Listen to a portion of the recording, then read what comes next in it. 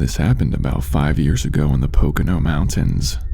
My friends and I like to go camping in the woods, drink cold beer, and make campfires. We aren't exactly outdoorsy people. We pretty much just like to drink in the mountains.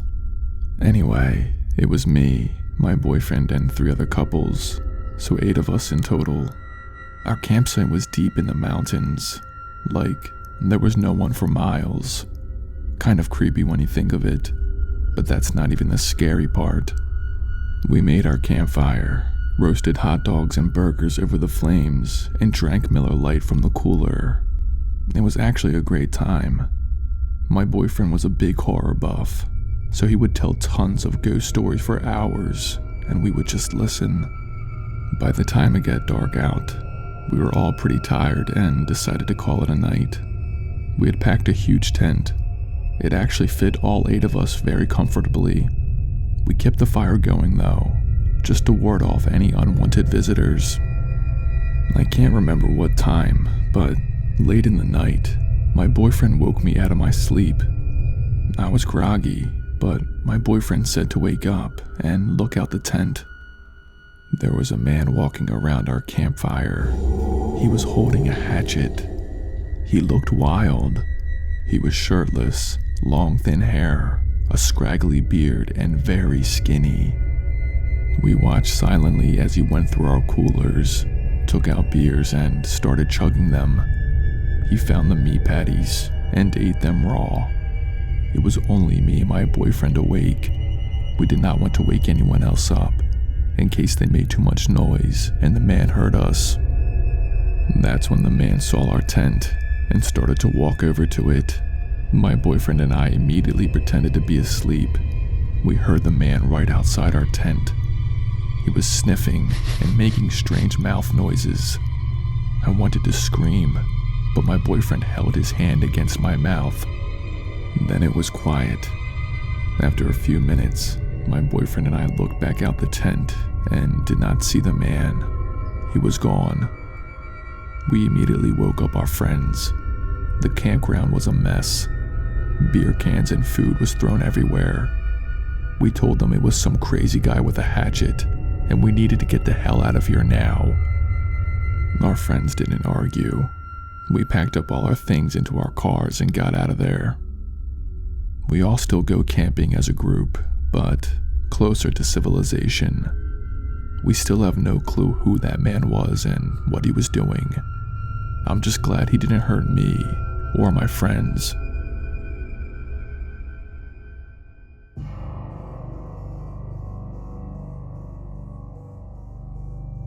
Growing up in the woods and going camping, my family and I have our fair share of bizarre and scary stories. This one I just can't seem to wrap my head around, even to this day.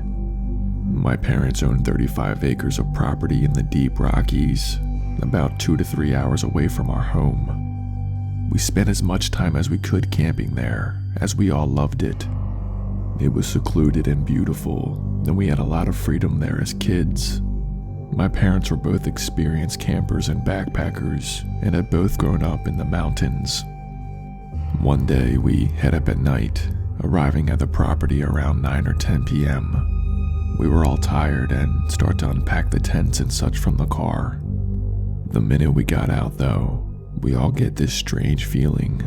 It didn't feel normal or good. We had encountered wild predators at this point and knew the feeling of being watched, but this was like being watched from all sides. We also noticed that there was no sounds. It was dead silent. Normally we'd be hearing the insects and occasional owls, nighthawks, or bats, and just the general hum of the forest, but there was nothing. We all kind of laughed nervously and maybe mentioned a few things, but got to work setting up our tents nearby. This is when the real strange stuff starts to happen. We begin to hear rustling in the branches around us, about 10 feet off the ground it seemed. It almost sounded like large creatures, like monkeys or raccoons, jumping from tree to tree loudly, and many of them. I have never even seen raccoons have the ability to do something like that, and these sounds were clumsy, unlike birds. It gets louder and louder and becomes extremely unnerving. At this point, the tent is up and my parents put my brother and I in there, telling us to stay inside. They go out with flashlights, trying to make sense of this bizarre activity. As they are outside, we start to hear these bizarre calls. I have never heard anything like this before or since. Honestly, it almost sounded like humans mimicking some kind of primate holler or screech. There was an odd human-like aspect to it, and it's like they are calling and responding to each other from every direction, along with the branches cracking and rustling. My parents came back to the tent and told us they couldn't see anything at all. I remember how shocked and frightened my mom looked, and it scared me because she was a badass that would stalk bears to get a good photo. Both my parents were not easily frightened in nature, or at all. We were all huddled together in the tent, confused, scared, and unsure what to do. The sounds outside were so loud and frightening. Our dogs cowered in between us all, totally freaked out. My dad decides to go out again, and I remember as he finishes unzipping the tent, the sounds stop, just like that, in an instant, and the oppressive, weird feeling is gone. He and my mom go out again to investigate, and again, they find nothing, except fallen branches and some strange marks up high on some trees. They come back to the tent, calm us down, and somehow manage to get us to sleep. We still talk about this to this day. None of us know what happened and have no explanation. Like I said, we had some crazy and strange things happen to us, but never anything remotely similar to what happened that night.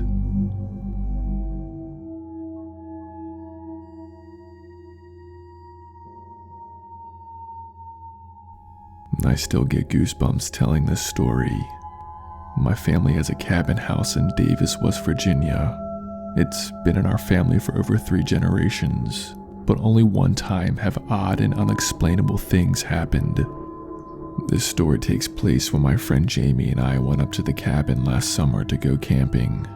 For context, we are 2 girls in our mid-20s. We arrived at our cabin house late at night. It was just the 2 of us, as the rest of my family could not join us that weekend because of work reasons. We started to unload our stuff from the car. I went to unlock the front door when I saw it was slightly open. I thought maybe my parents or whoever was here last forgot to lock it, but that wasn't like my family. And even if they did forget to lock it, something could be inside right now. We heard twigs snapping very close to us, just at the tree line. We both rushed inside, afraid that it was a bear or some other animal. I locked the front door.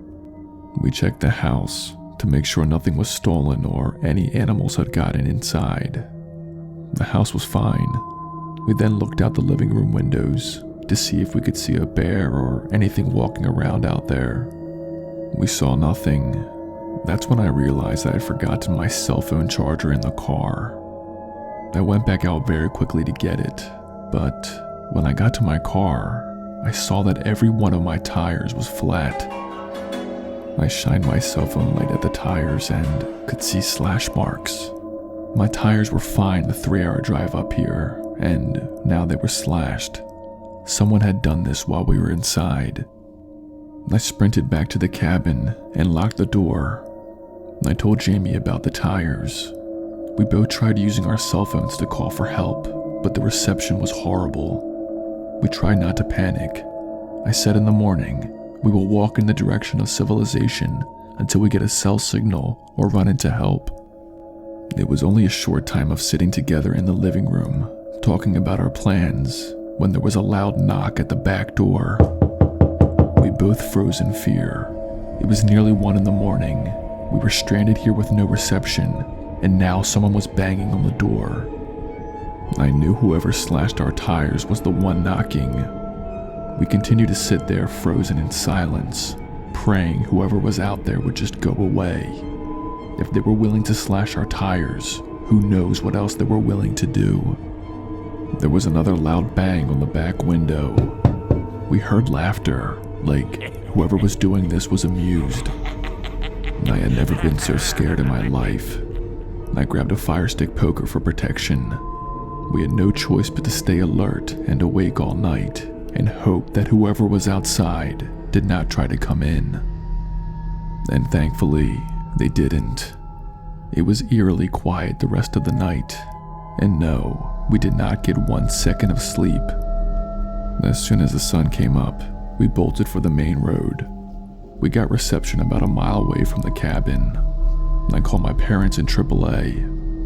AAA was nice enough to wait in our driveway for my parents to get there, in case the psycho came back. The psycho didn't come back, and my parents got to the cabin around 1 in the afternoon.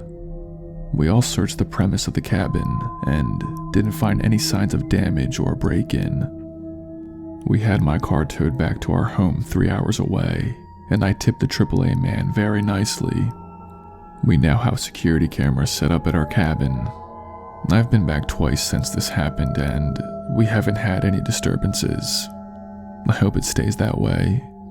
Oh, and I now own a gun.